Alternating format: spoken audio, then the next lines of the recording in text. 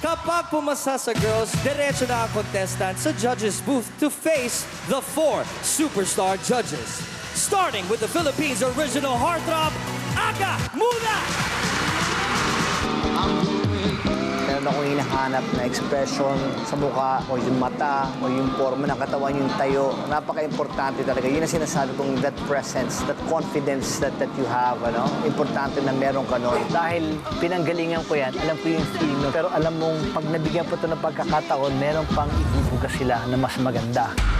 The pop rock superstar, Ye Constantino! Ang hinahanap ko sa magiging miyembro ng boy band na binubuo namin, syempre, kailangan malawak ang musicality. Kasi syempre sa boy band, hindi lang naman isang genre ang papakanta sa'yo, papasayawin ka pa. And also, importante na maparating mo yung mensahe ng isang kanta na inaawit mo. Please welcome the international K-pop sensation, Sandara Park! Yung grupo dapat parang puzzle kasi yun ang lagi namin sinasabi. Ang 21 parang puzzle kasi pag apat kami parang perfect combination. Pero pag isa-isa lang, parang may kulang. Yan ang charm ng isang grupo. May kanya-kanyang character and then may kanya-kanyang talent. Yung iba-iba sila.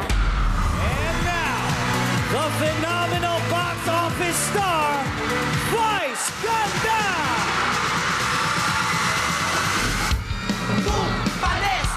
Tatlo yung pinakamahalagang katangian na hahanapin ko dun sa mga sasali. Yung kakayahan nila sa pagkanta, gumalaw kasabay ng tugtog na kinakanta nila, at yung kakayahan nila magpakilig ng audience nila. Yung talento mong kumonect dun sa audience mo para kapitan kanila at mahalin kanila.